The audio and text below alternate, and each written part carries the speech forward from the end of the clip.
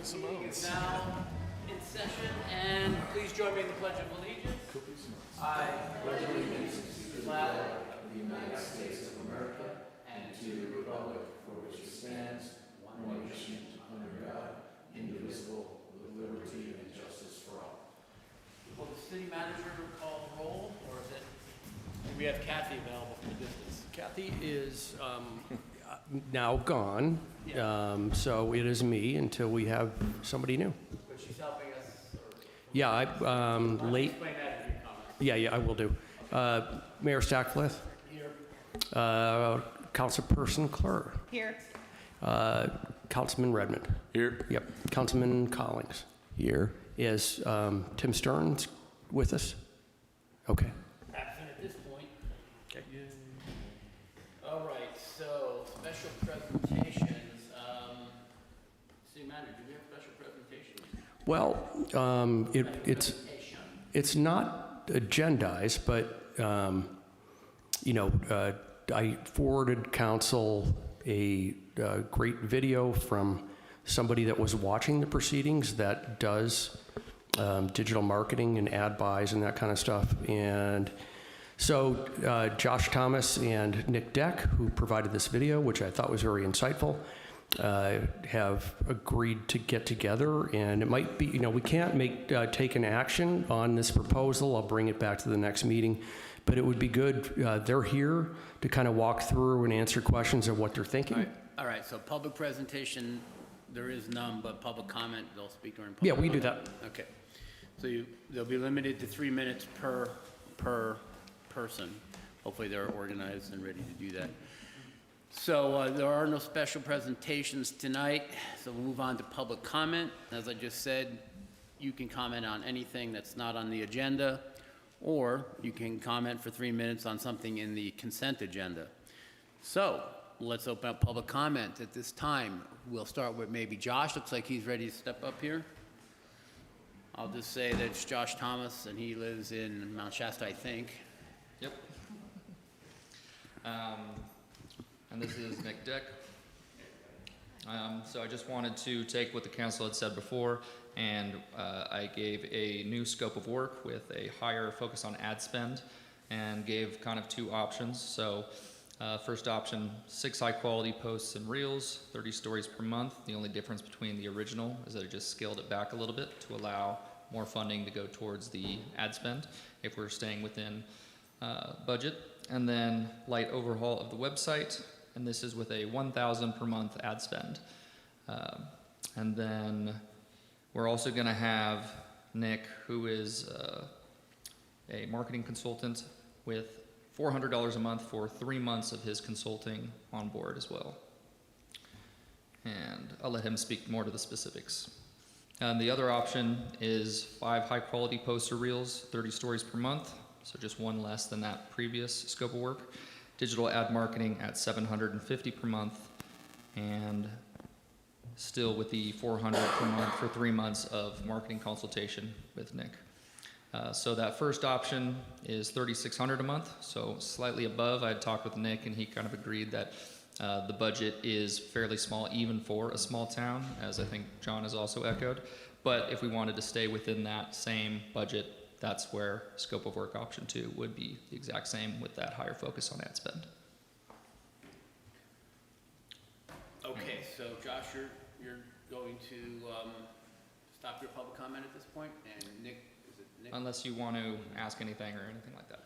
I think we'll save that to next week when we have actual agenda item. Nick, right? Yeah. Would you like to say something in following up? So Nick, where are you from? Where am I from? Yeah. Timber Hills.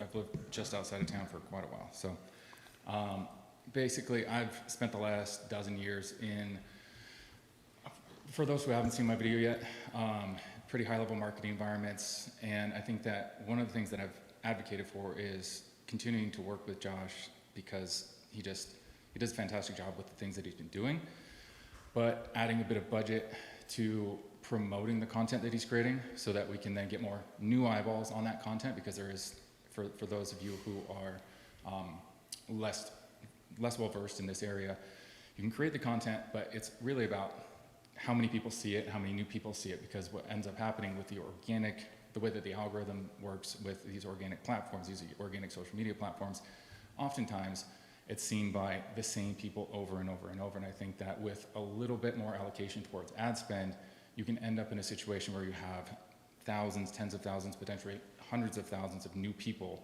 seeing the same content, which is, Josh has done a fantastic job with that content.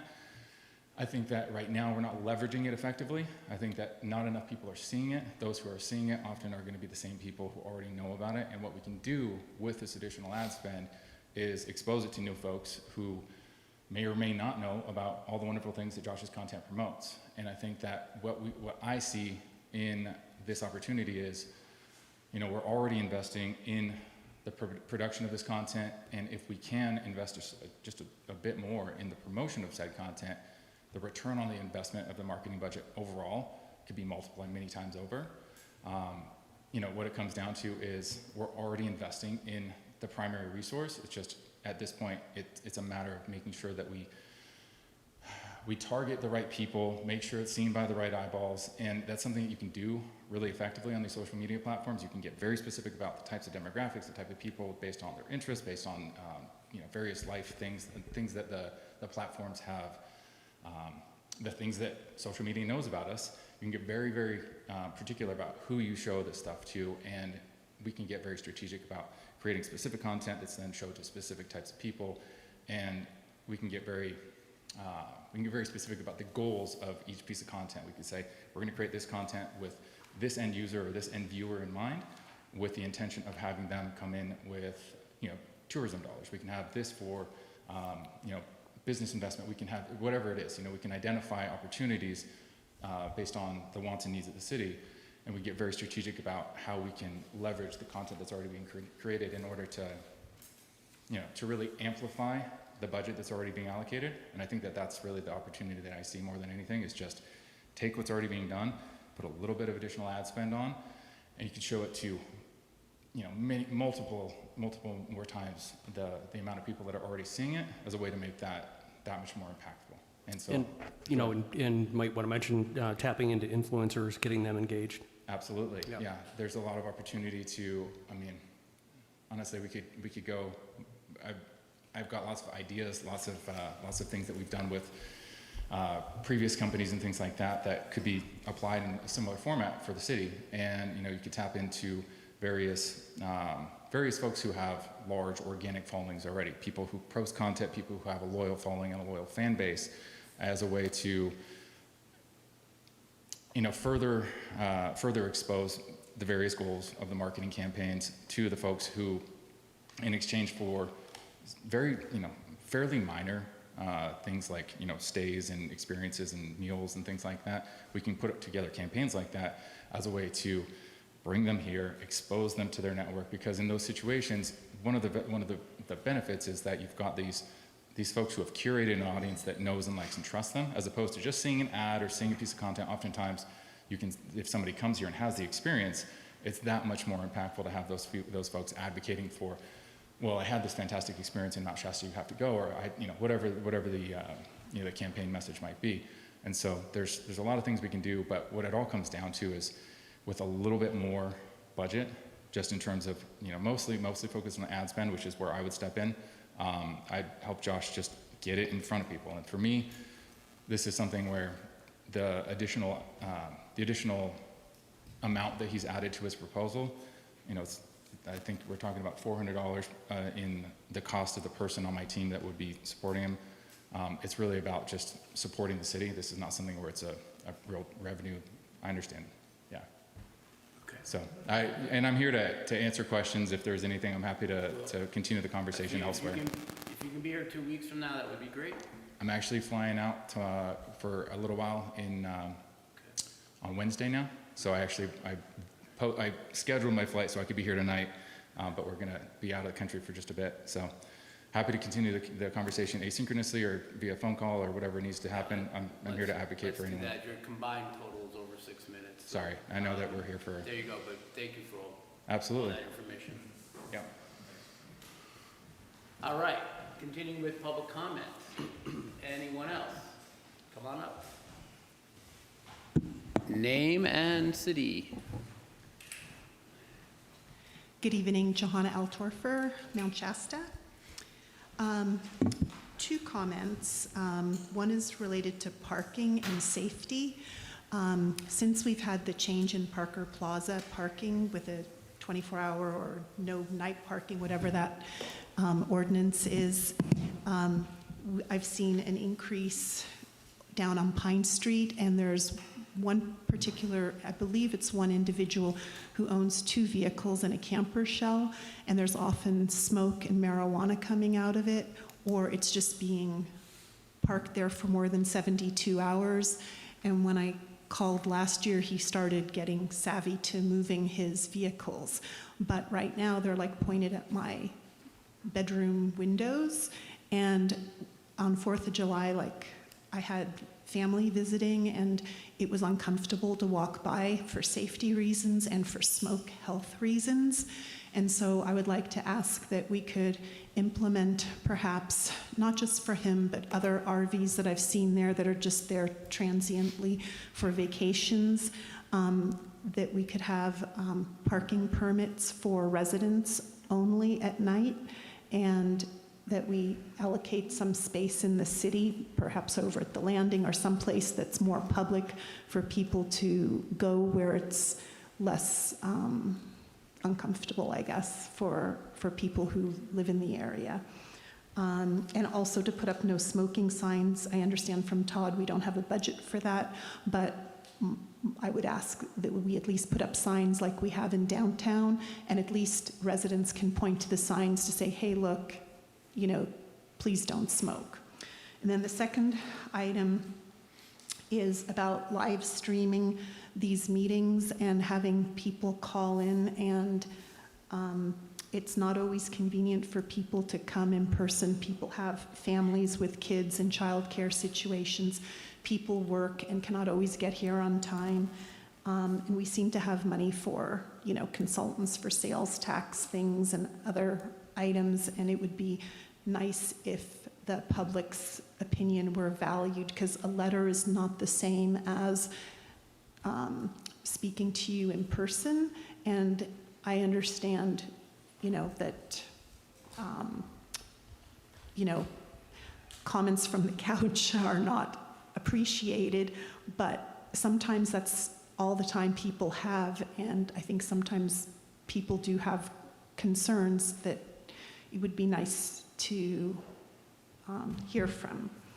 So I would like to ask, and you know, once we have the library, this is a short-term ask, because once we have the library, AV equipment will be implemented in the community room, is my understanding, and so this is only for a few years until it's built. So it would be really nice to re-implement that. And we could do it quite easily and inexpensively, like radio stations do it, where we just call in and the people who are handling it now could monitor. They're monitoring the chat right now on the live streaming, I believe, or maybe they're not monitoring it, but they could be monitoring it. So anyway, so I would just like to put in a request to bring back hybrid meetings, because I think a lot of people have conflicts with being able to show up in person. Thank you for your attention. Okay, thanks, Joanna. All right, anyone else to speak here during the public comment section?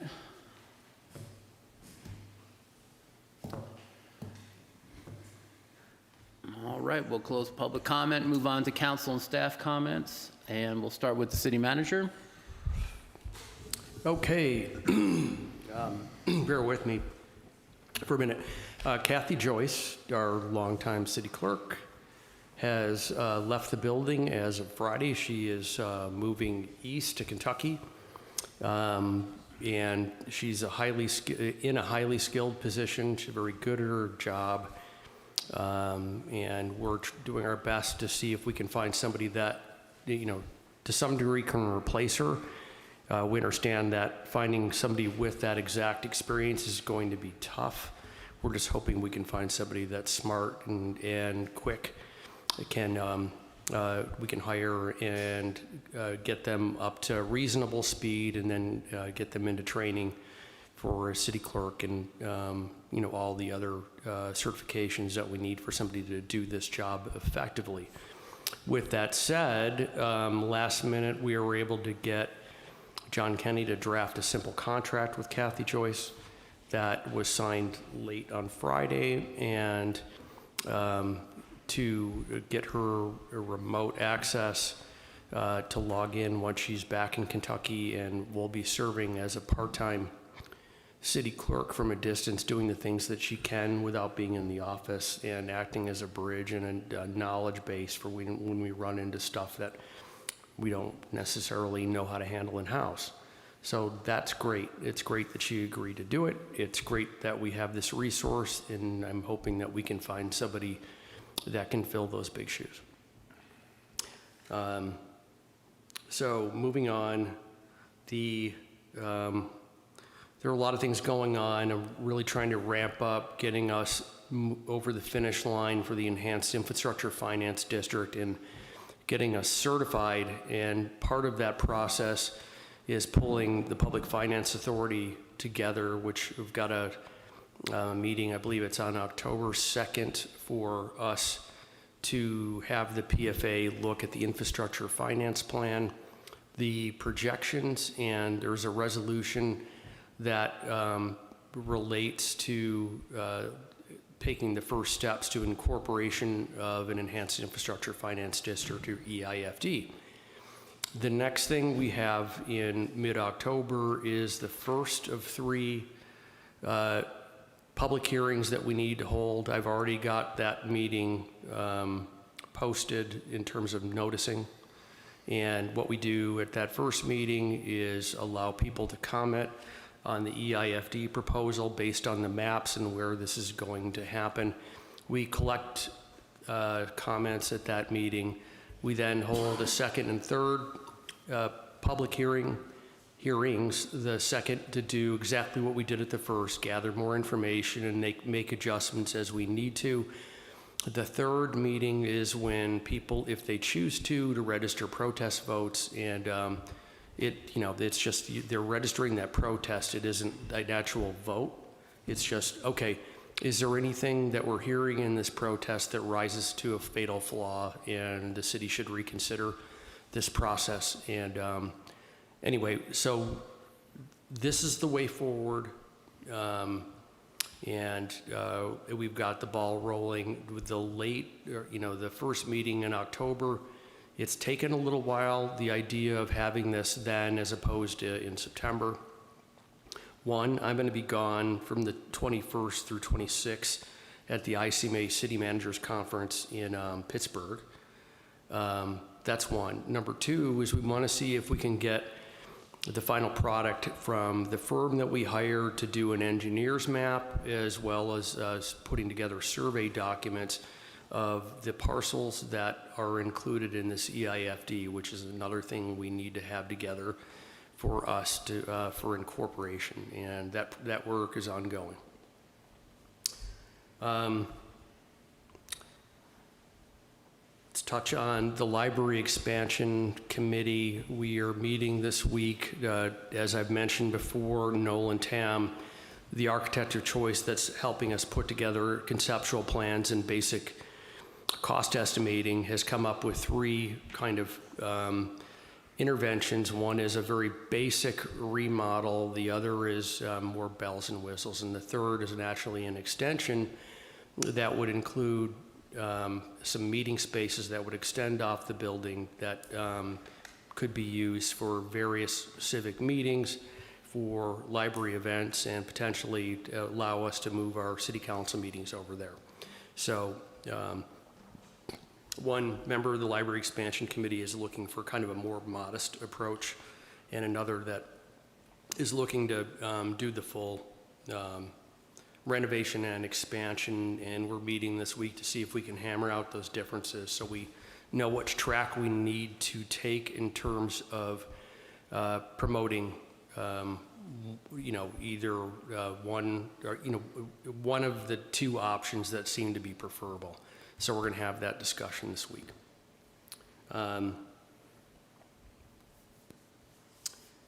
The 415 North Chestnut, the Brownell parcel, I had a company come in, drop 4 test drillings. They went down about 7 to 8 feet. The idea here, this is the 2 unpaved parking lots. The original environmental showed tied up hydrocarbons and tetrachloride in the soil, which is consistent with wrecked vehicles. Those materials tend to be tied up in the soil. What we wanted to do is, if we wanted to make a proposal to purchase the unpaved parcels from the owner, what we needed to do is establish a baseline and ensure that none of the material that is trapped in that soil is reaching the groundwater. I got water sampling results back yesterday, and there's absolutely no contamination from the 4 locations, which is good news. So now the next step is, what do we want to do about these parcels? Those, I'll leave it at that, unless anybody has a particular item that we've been working on, if they'd like me to comment on it. But those are the things that I've been working on for the majority for the last week or so. Well, thank you, Todd. Would the acting chief have anything to say at this meeting? Sure. Yeah. I don't have a whole lot for you guys. I've been kind of trying to keep it status quo and just kind of gauge how things go. Canine Artie's back. He just got a clean bill of health from the vet, so he's back in service as of today. He had his last training last week. Everything went well. He's still on par with where he should be, and he'll be back working. Chief Gibson just wanted me to kind of briefly pass on. He's back home recovering well, and that's kind of the notice I got from him. Last couple weeks have been good. We haven't really had a whole lot. It's kind of cooled down a bit. We're kind of transitioning into those winter months, so we can expect call volumes probably to go down a little bit. We had the car show and the Blackberry Festival this weekend before last. It went well. I didn't receive any reports of anything nefarious going on there. So that's where we're at with that. And then I have the graffiti ordinance to read on, but I believe that's later on, right? Okay. That's all I got for you guys then. Thank you. Anything from finance side? No? All right. Council members want to say anything at this point? All right, go ahead. Just to Councilman bring Ford. up the public meeting that we'll be hosting with Tom Hesseldance on the, Yeah. in October. When? It's in October. I think I sent an invite. I've been sending so many invites and then getting conflicts after the fact. Yes, it's happening in October. I need to look at the date. I'm pretty sure I send out an invite on that, but I want to make sure that that didn't fall through the cracks, so thank you. What's that? I don't remember saying it. Well, okay. I'll remedy that tomorrow. Okay. It's October 21st at 5:30, Monday.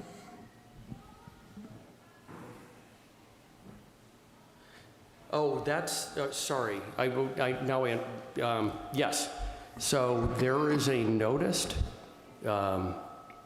sorry, it will be noticed. It's going out as a mailer with billing for the first, it's not really a charrette. It is, we're going to have boards on easels of the proposed couplet as well as the daylighting of Castle Creek, and it's the first opportunity for people to come through and say, here's a host of sticky notes. On each of these proposals, drop your sticky notes, and if you just hate the idea of one-ways, great, put it down. If you're in support, put that stuff down. We want to make sure that we're on the right track, one. If there are what you perceive as strong design elements, let us know. If we've fallen down on some of the design elements and we should be reconsidering portions of it, that's the time to get it out, because we want to polish this and ensure that the final product, when we bring it for additional public comment and to the various committees like the Planning Commission and then back to City Council, that we're on the right track. Letting us know that we're on the right track also then gives us the green light for us to apply for grant funding for both projects. And if we can pull off the two simultaneously, even if they're different grant sources, it would probably be a good idea, because there is sort of a synergy and potential cost savings if the two projects are done at the same time. All right, let's move on to, do you have any reports, City Manager, on the committees, regarding the committees? Yeah, the DEAC met, and it got bogged down in some details. A lot of it is just where are the various projects, Winter Magic, and how's funding going to work, and it seemed like that team's pretty self-sufficient. The one sticking point that we're having is getting this Tree of Life statue, where we have in an area that has the sidewalk opened up, that will allow us to put that slab that will then be the home of this statue. We've had 3 contractors back out on doing it because of the length of the slab. One backed out based on religious reasons, and believing that the Tree of Life statue conflicted with their particular beliefs. I'm not really understanding why. The other 2 are concerned about the length of that slab and the material and it cracking, and so they don't want to take on that risk. The last thing I heard from Josh is that he's got somebody on board to put that slab down, and if for some reason that falls through, I've told them I've got to make an even surface and close that off for the winter to make sure that it's passable, and we don't continue to get complaints about a sidewalk that may or may not be a tripping hazard. So that's the extent of DEAC. So is there any interest on their part in expanding the parking district, which is a future agenda item? And if not, can we take that off? Yeah, we talked about that. I really think that given our experience with trying to extend snow plowing and just the number of businesses down there, the idea is there would be an exceptional burden on the few businesses that are down there, as opposed to a more dense commercial environment that can absorb more of the cost because it can be spread out among a number of businesses. Well, yeah, we talked about that, but is DEAC, the energy originally was from DEAC itself, and did they ever bring it up anymore? No, we've had a conversation and I explained what the hurdles are going to be, and it was just, maybe we don't do that. It's also it's creating a new charter too. What? Creating a new charter too. You'd have to create a new charter. Yeah. For DEAC. Yeah. Yeah. All right. That's it for committees? Yep. Okay. All right, let's move on to consent agenda. The city manager recommends approval of the following consent agenda items. All resolutions and ordinances on this agenda or added hereto shall be introduced or adopted as applicable by title only, and the full reading thereof is hereby waived. A, approval of minutes August 12th, 2024 and August 26th, 2024. B, approval of disbursements, accounts payable August 26th, 2024, total gross payroll and taxes for period ending August 18th, 2024. C, acceptance of resolution for the Treasury Management Services through Tri-Counties Bank, changing authority from Finance Director Terrell to Finance Director Dodd. Now, that is not a city council resolution, just I read through, so there's no CCR number, unless I have misread it. D, Police Department Monthly Report, August 2024. And E, Conflict of Interest Code Review 2024. Motion, please. To the chair, I was not here for the August 26th meeting, so I'm going to make a motion and take that portion out. So So I make a motion to approve consent agenda item A, approval of minutes for August 12th, 24 only, and then B through E by title only. All those in favor, please say aye. Aye. And can someone, okay, so that passes 5-0, there no one opposed? Okay. So then we need a motion on the August 26th approval of minutes. Motion to approve August 26, 2024 minutes. Second, not including Clore? We need a second, folks? Second. Do you have these motions and seconds? City manager slash clerk? I do. I Okay. had it written down. All right, all those in favor, please say aye. Aye. And aye. Any opposed? And we have Clore abstaining on that one. It was actually 4-0 on the August 12th one. I wasn't here, so I didn't vote on it. I didn't say anything. It's all right, I didn't say anything. Okay, so city manager slash city clerk.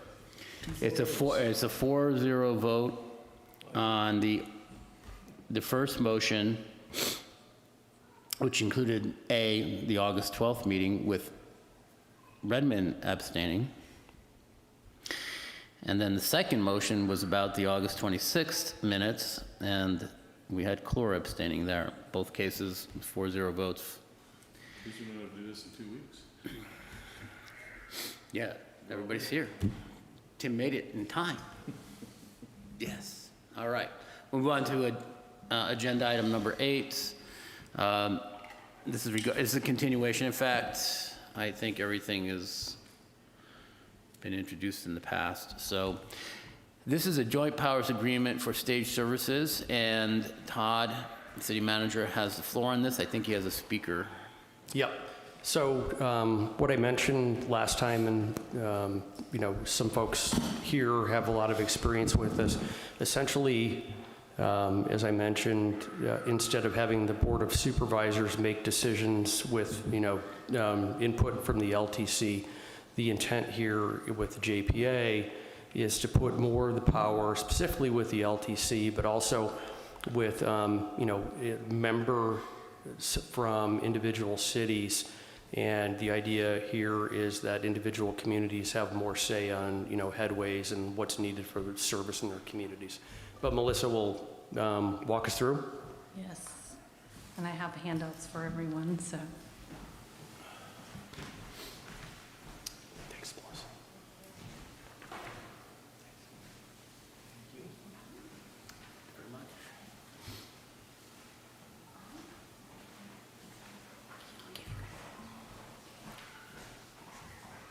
Okay, good evening. As your city manager mentioned, I'm gonna try to put this thing down a little bit so it's not right in front of my face. There we go. So Melissa Cummins, Executive Director for the Local Transportation Commission. And so I gave you a paper. And it's double-sided. So I think what I want to do is, if it's okay with the council, I listened to the last meeting and I heard some of the questions and comments that had come up and some of your concerns. So I'd like to go through this and then address some of those comments that were made at the last meeting, and then see if you have anything else that kind of comes to mind that you would like me to clarify. So on the front page of what, well, it doesn't really have a page number. So the one that says the Siskiyou County Local Transportation Commission, the Regional Transportation Planning Agency. So that agency is comprised of 4 members from LOLA and 4 members from the Board of Supervisors. There's 3 delegates and one alternate on both sides. So it's equal representation, half city, half Board of Supervisors. So we have 3 delegates that consistently attend the meetings. Your city delegates right now are Bruce Deutsch, who's our chair. I'm going to give that a moment.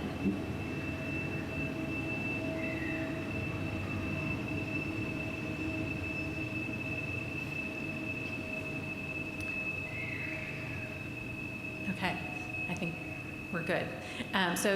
Bruce Deutsch from Dunsmere is our chair right now. We also have Sue Tablero from the city of Weed, and then we have Paul McCoy from the city of Wairika. And then our alternate is actually Julia Mason Colley from Fort Jones. So that's the 4 city representatives we have right now.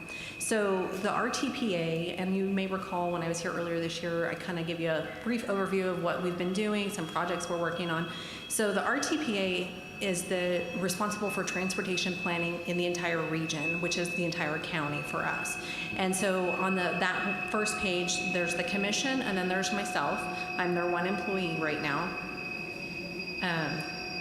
And so I kind of listed out some of the responsibilities for the commission, which is the regional transportation planning, the preparation of the regional transportation improvement program. That's every 2 year, and that's where you guys get some funding for some of your street projects.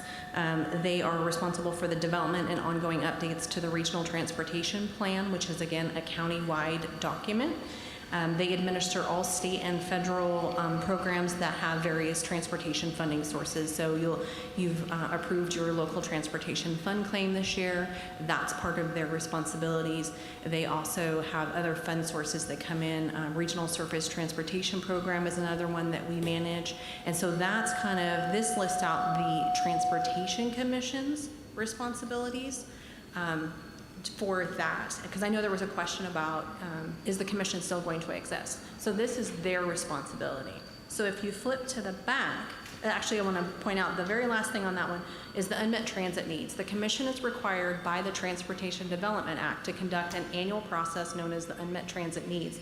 And that's where residents can come in and say, hey, I would really like to have service here, or I'd like to have service here, you know, so that is the commission's responsibility to conduct that process every year. So if you flip to the back page, this is what is proposed to be the Siskiyou Transportation Agency, which is the JPA that you are considering joining this evening. So that will be the Transit Agency Board of Directors. It's going to also be 4 city and 4 board. And I know one of the questions that came up is this looks just like the LTC. It is exactly like the LTC. When we were drafting the document, because we have 10 different agencies here in the county plus the commission, you know, the discussion kind of went, well, do we want to have 1 seat for every agency on this new board of directors? And I know you've probably had challenges getting quorums in the past with the council, just like every other agency. So what I propose is that we basically handle it like if you're familiar with the flood control district and the board of supervisors, they convene as the board of supervisors, and then they recess, and then they convene as the flood control district. So they meet on the same exact day, their agendas are posted together, and so that's how we're proposing to do this for the commission. The commission will meet, they will recess, and then they will convene as the transit district board.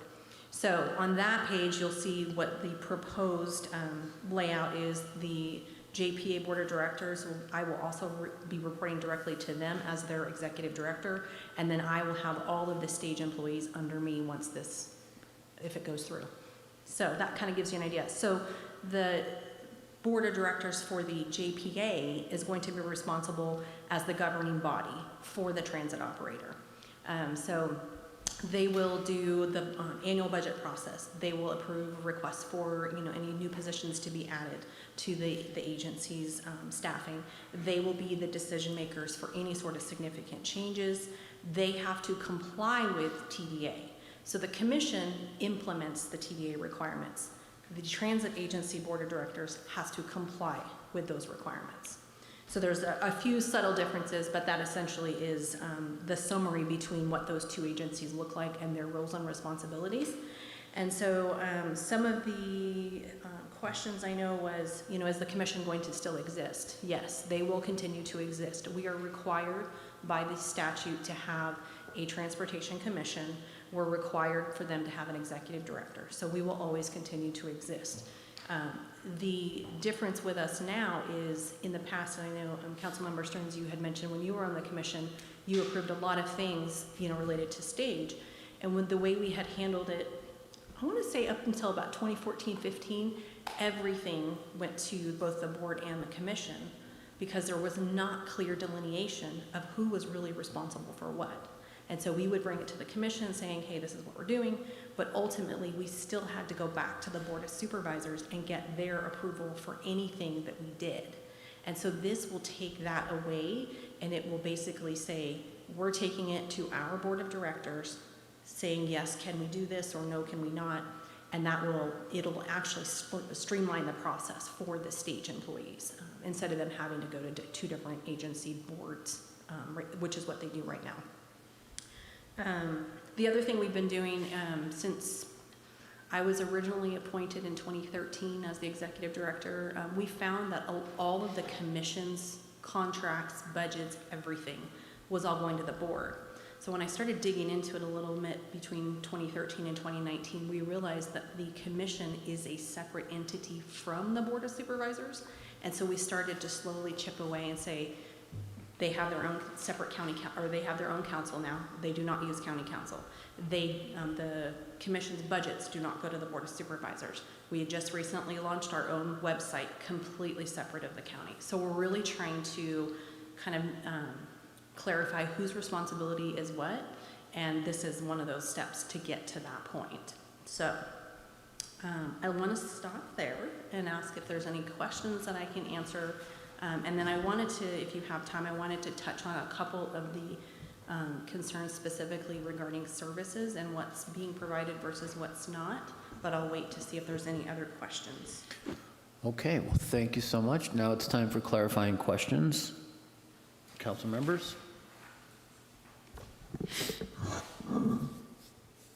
So Melissa, you're saying required to have the commission, and the purpose of the JPA, Siskiyou Transportation Agency, is to avoid going to the County Board of Supervisors for action. Is that right? Correct. So the STA and the Local Transportation Commission will have the same board members Correct. and the same executive director. Correct. I'm still not understanding why there have to be 2 agencies, or a So- commission and an agency.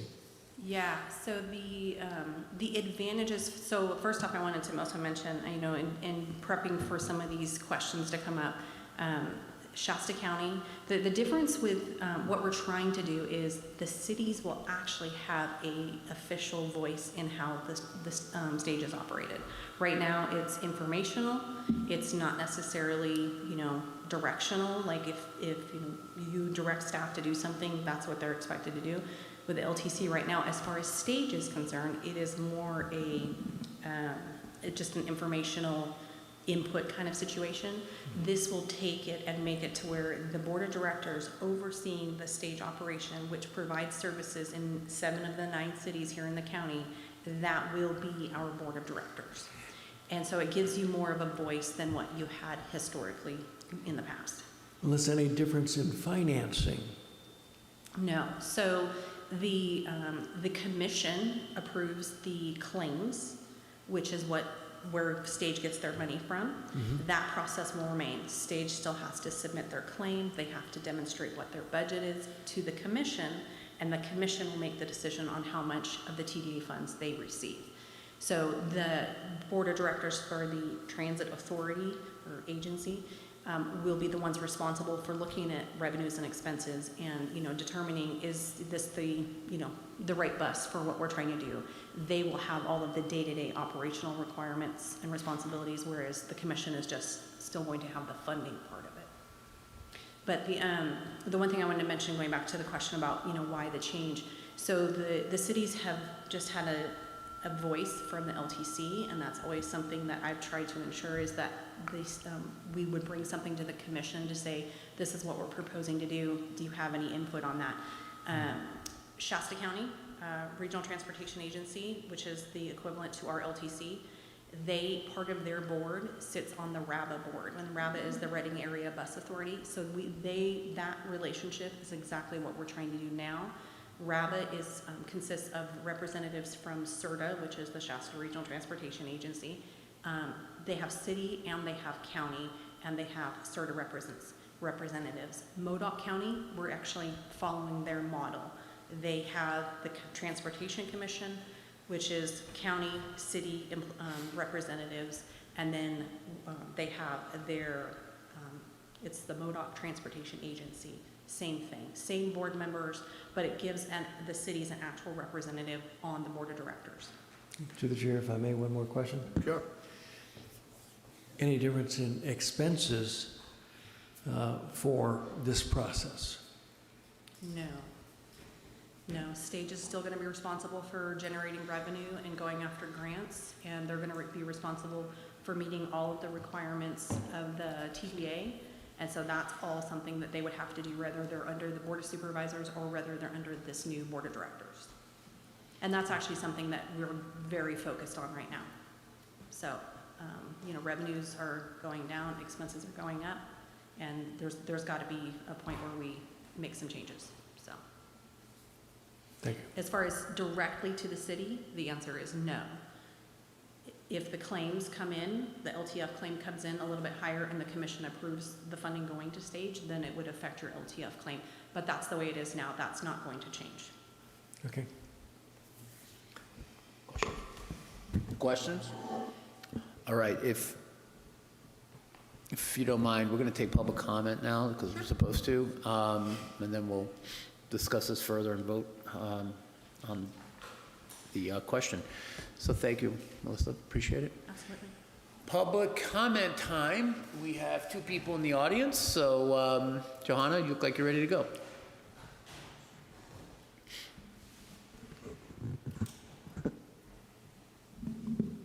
Johanna Altwerfer, Mount Shasta. When I was reading over this agenda item, I was trying to understand like why we are doing this. It sounds like 2 cities are not part of the current group or whatever.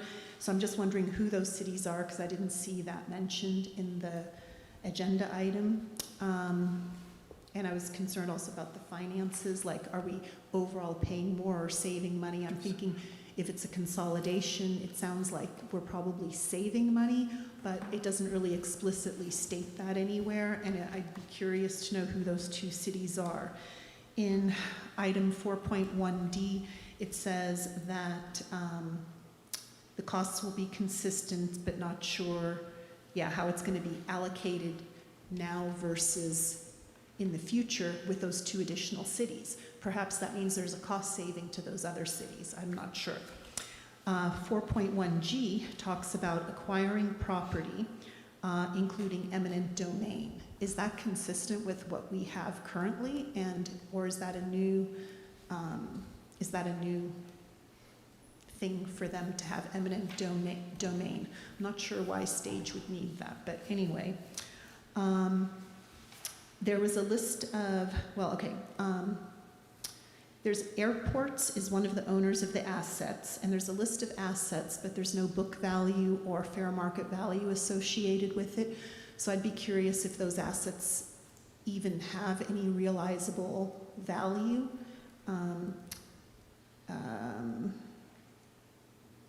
Anyway. And then, let's see. So I guess my big question is, will this overall increase the amount Mount Shasta pays for Stage? And how is the bill being split? And then there's item 4.1I says that the agency cannot sue its own board of directors. But we should have E&O insurance to cover this. It doesn't seem right that the employees and people cannot sue them anymore. Like, I'm not sure why we're doing that.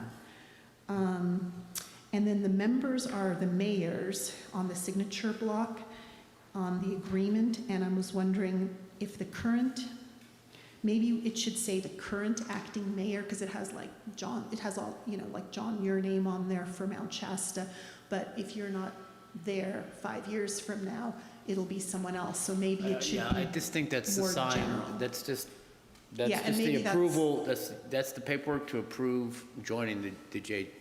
Okay. That's not, Okay, I thought the they had, members, the votes. members will be decided through a different okay, because process. the members were defined as this I thought, as the mayors who were signing. At least that's what I could figure out. It wasn't very clear. But if they are the voting members. The current mayors sign off on whether they're joining the JPA. So I'm the mayor. Yeah, if this somehow gets delayed, it would be the next mayor that name would be on there. Okay, I thought they also had voting rights in the future is what it kind of read to me, but I didn't read it It's forced, yeah, it's the board. carefully, so, okay. And that was it. Those were the questions I had on this item. Okay. Thank you. Thank you. Any other speakers? Melissa, would you mind coming back up here so we can continue the discussion? I'll start with a question to the finance people. Do we pay anything for stage right now, directly out of our budget? The stage payment is not a direct payment from our budget. It is withheld from the rest of the LTC claim. Okay, so then Melissa, is the expectation that that would change and go up because of fiscal problems with the system?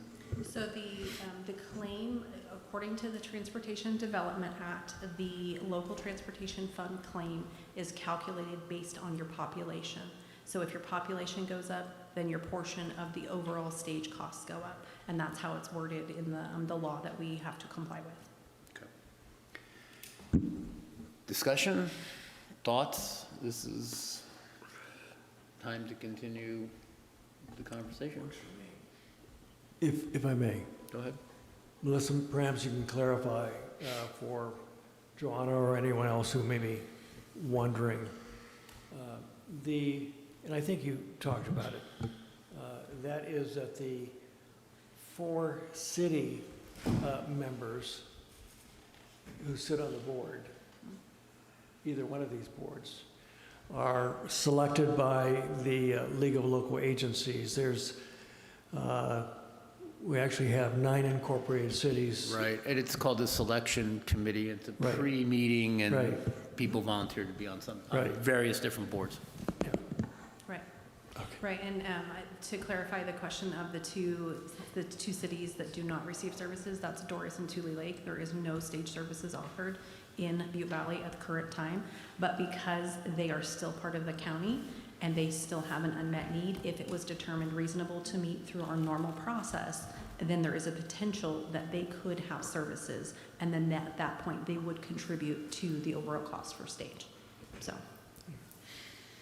And in terms of the question about eminent domain, that's a standard part of the process. Eminent domain might be required for facilities, busing facilities or other facilities.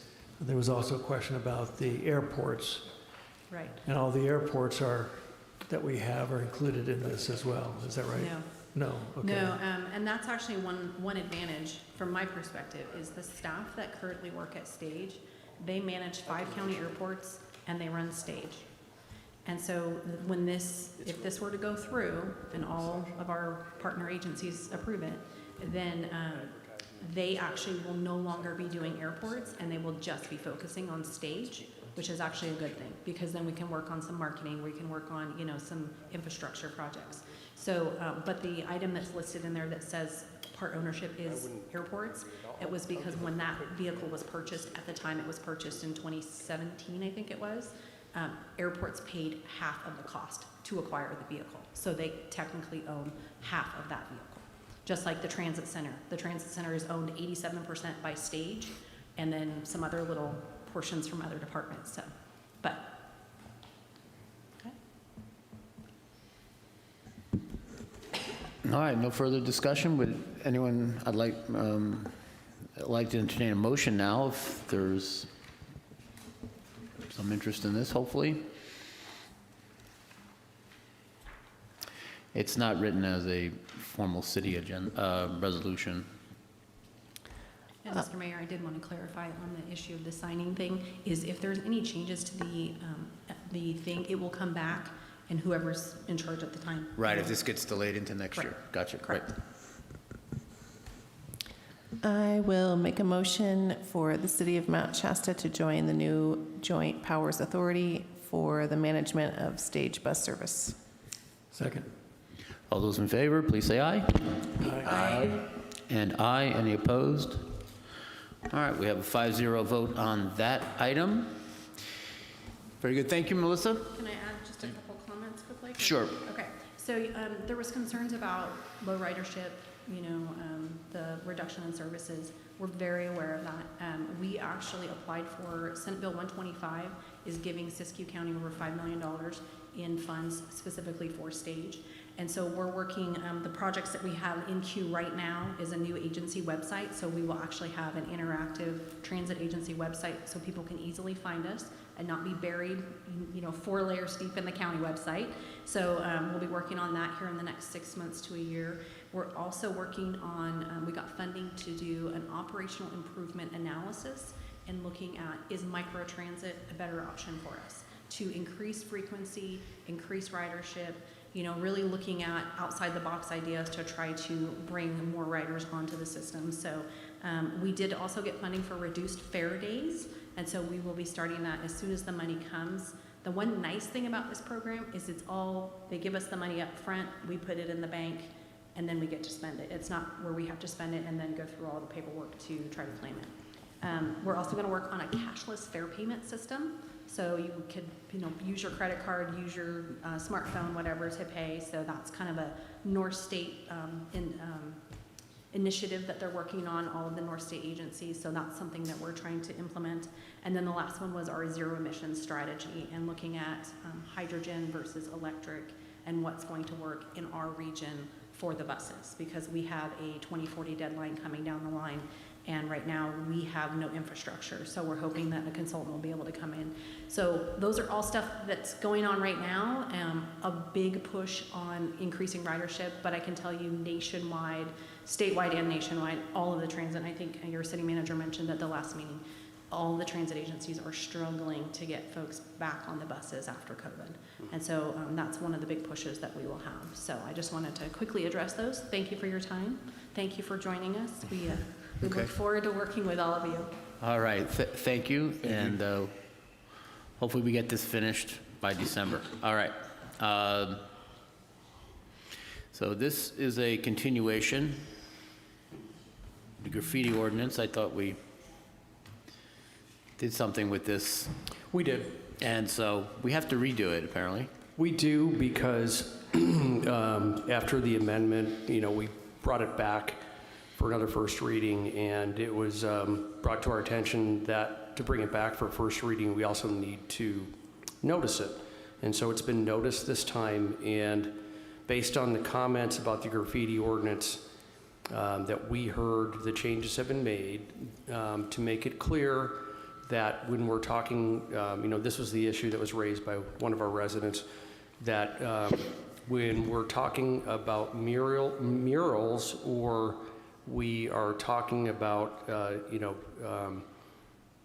paintings on the side of a structure that have some sort of advertising for the owner of that particular building or any other kind of advertising, that murals and anything with marketing on it is governed by the sign code and not the graffiti ordinance. So it's a clear separation between standard old graffiti, murals, and advertising. And I think there were concerns that there'd be overreach here, and we would be looking at murals and making a judgment that whoever is making the decision in the eye of that person, that it isn't artistic and then it would be painted over. This makes sure that doesn't happen. And it would be the Planning Commission that would make a decision on murals and advertising. Okay, Acting Chief Moore, do you want to add anything?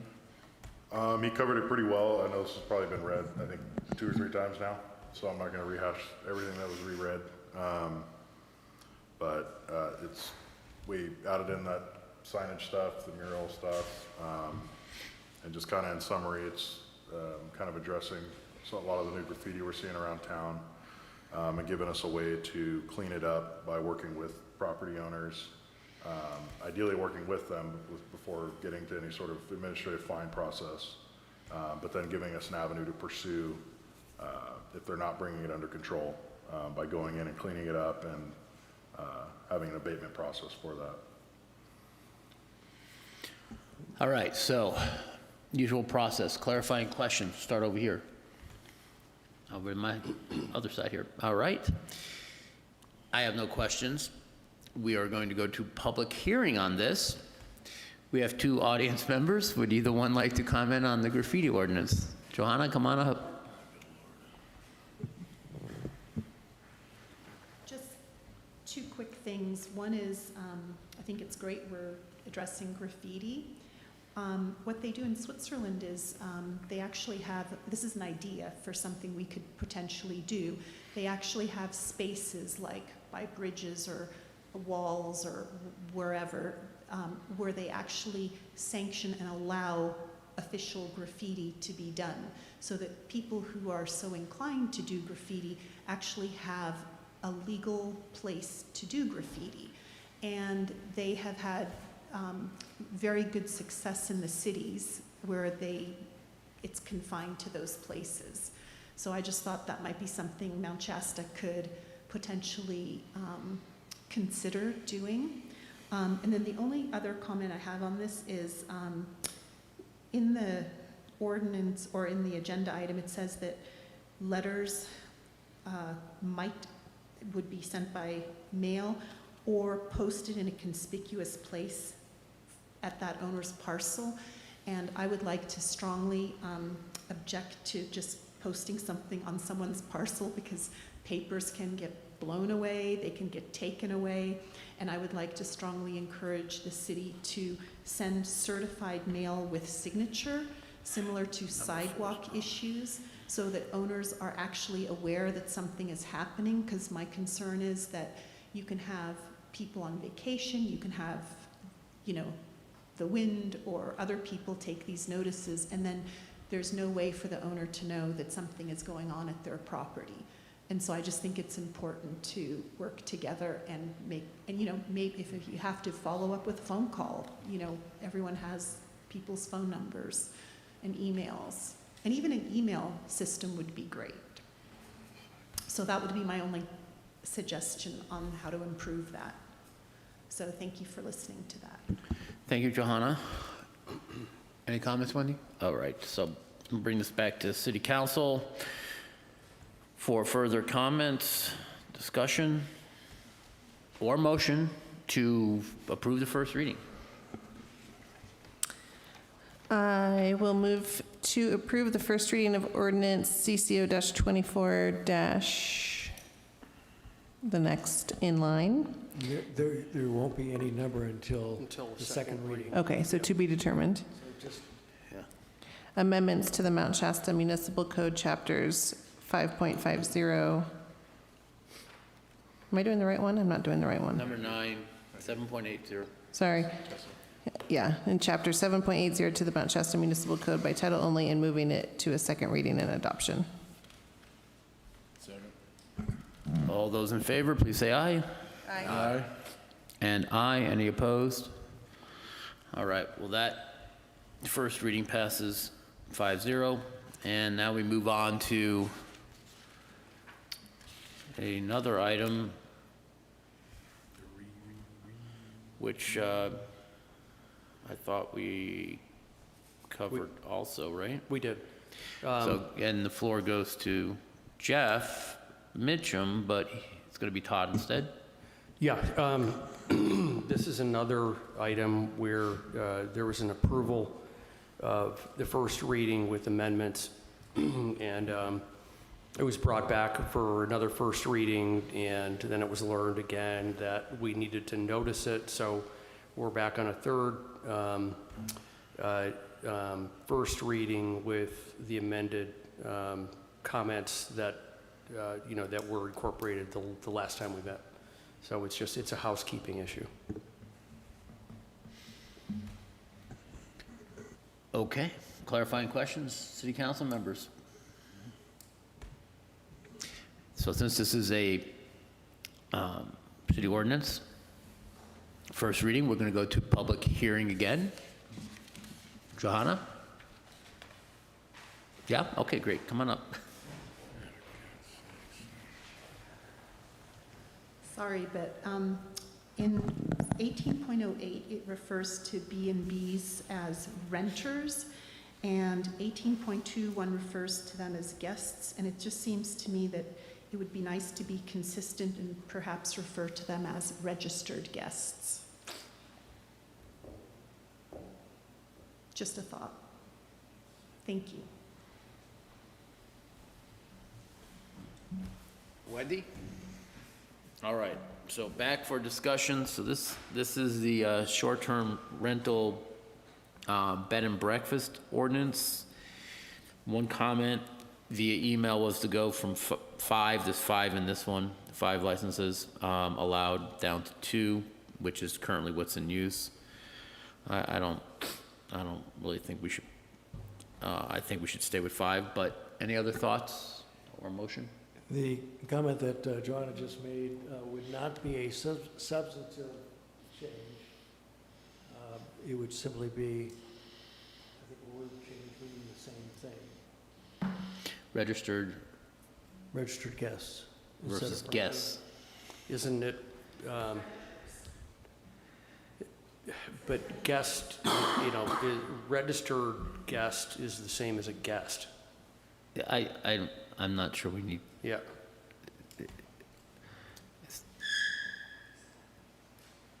yeah, I guess, yeah, I'm not seeing the need to change that wording. Okay.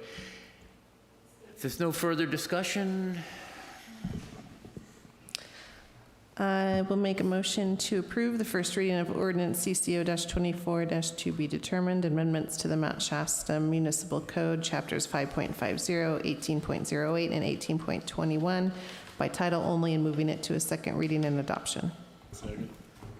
all those in favor, please say aye. Aye. And aye? Did you say aye? Okay. Any opposed? All right, so that first reading passes by a 5-0 vote.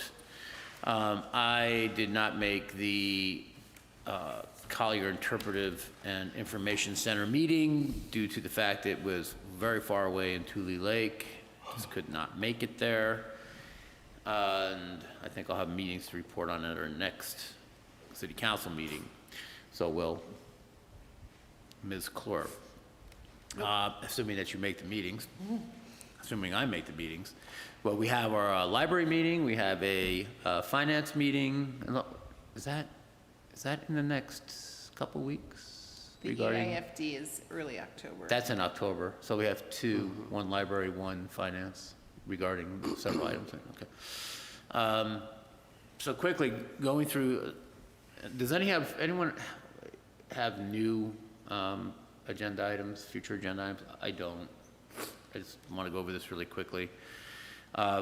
First reading of the snow removal ordinance, that's what Jeff and me, very, very part-time, have been working with Ken Kellogg on, so that'll come up next meeting. Yes. The Visit Mount Shasta web design contract is not on here, but that'll be at our next meeting. Mm-hmm. Okay. This B is a city planning item that'll be out in the end of October. City manager, get back to me with whether beautification's ever gonna come see us. I reached out to Lori Sanders. And she's amenable to a presentation. I suggested the 23rd, and she hasn't gotten back to me yet. Okay. Then we have 2 D&E that are related to, is Parklet related to Public Works or more planning item? So the first one above it is Washington Ave Yeah. and potential survey. Ken has got 2 bids. We're waiting on the 3rd to come in. Okay, then the issue there for us would be to approve Yes. a contract, basically, right? And the parklet ordinance, I haven't had a chance to sit down with Jeff. He pointed out a section of the parklet ordinance that, can be construed as doing what we want to do already, which is making sure that people that want to put out chairs can ask Public Works to, kind of do a quick walkthrough, and if there is enough ADA access, you can put out those chairs, nothing permanent. The passage he showed me, it clearly indicates that. I need to talk to him to see if we need a little bit more clarity so people will understand if they're reading. So then we're notice talking of about it. a possible amendment to what exists? Yeah, and it may be just fine as it is, but I Okay. need to have a conversation. So you may just remove this and let us know that you Yeah, removed for it? sure. Okay. All right, so you just gave us information. So what I'm trying to do here is clear the deck of future agenda items so that the next council, starting, say, really starting more in January, has got a somewhat clean slate, which would also help you, I'd assume. Yeah, for sure. So you had some information regarding the two lots. Oh, actually, no, this is a different one. That's Alma. Yeah, I Yeah. guess the question is, do we want to consider pursuing Alma when the first thing on our plate is something that's in central Midtown, and making a run at a proposed purchase price to Mr. Brownell?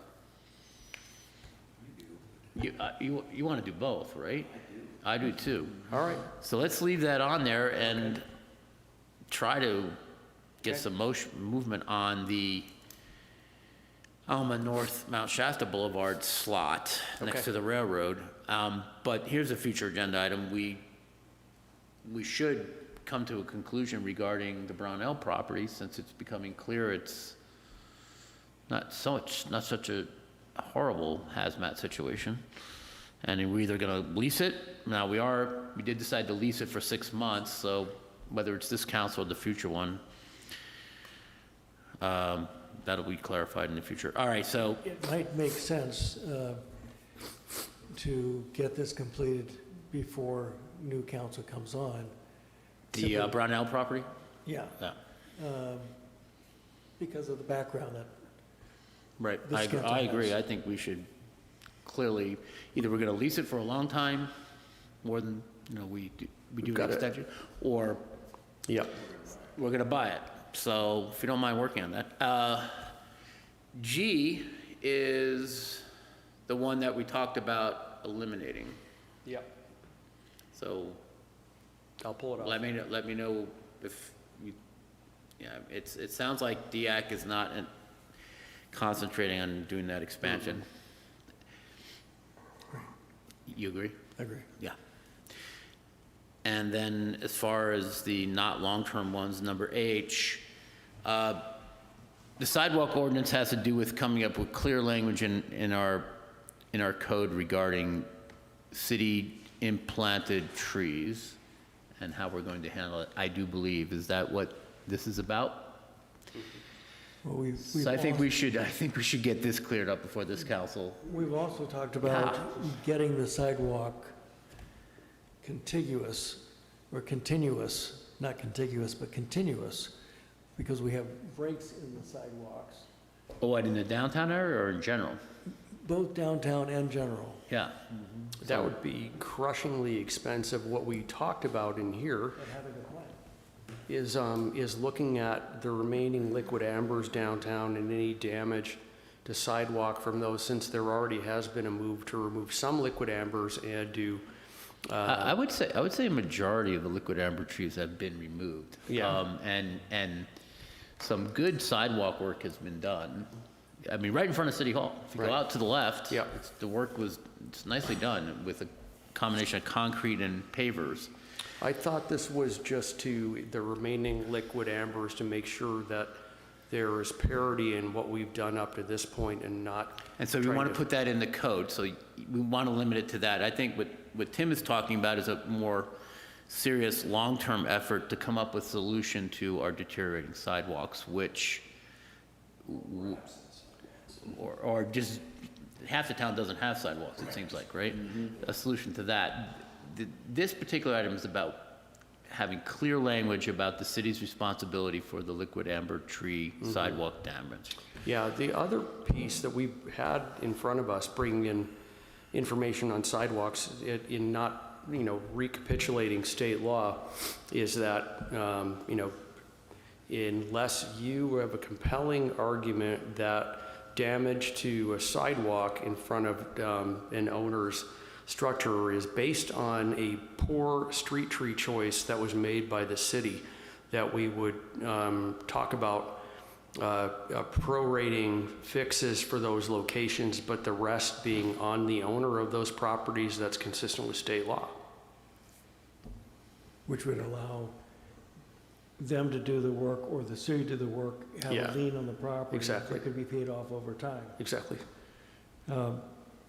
Yes, that makes sense. And But don't we already have that language? Yeah, we do. I thought we had that, but I think I suppose my concern is not only the amendment of the sidewalk ordinance, but actually having a sidewalk management plan, which I'm not sure that we have ever actually implemented. I agree with that, and that is necessary at this point, because nothing's really moving on the sidewalk improvement front. And I don't see any other choice but an assessment district, and it would have to go up for a vote.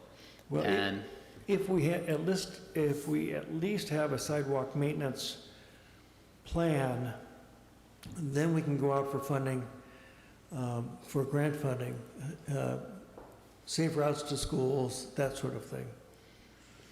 okay, But I think and without the that would be- plan, So is that something you want this council to try and handle by the November, second meeting in November, or is that something really for a future council? At this point, I think it's a future council. I think we have something that ought to get started. Okay, all right. So maybe the first meeting in November, we start the process of trying to have a systematic program for improving our sidewalks.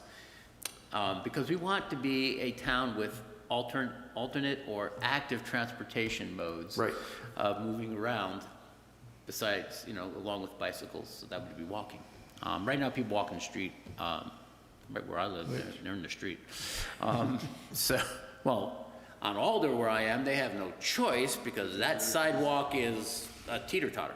Anyhow, and that will not be city's responsibility. That's the guy who owns it. It's not me. Anyhow, It's not me. it's the guy who owns the property. And then lastly, I look at this and I think, is there any, just from a This has been legal on- standpoint, are we as a city allowed to, if somebody has water under their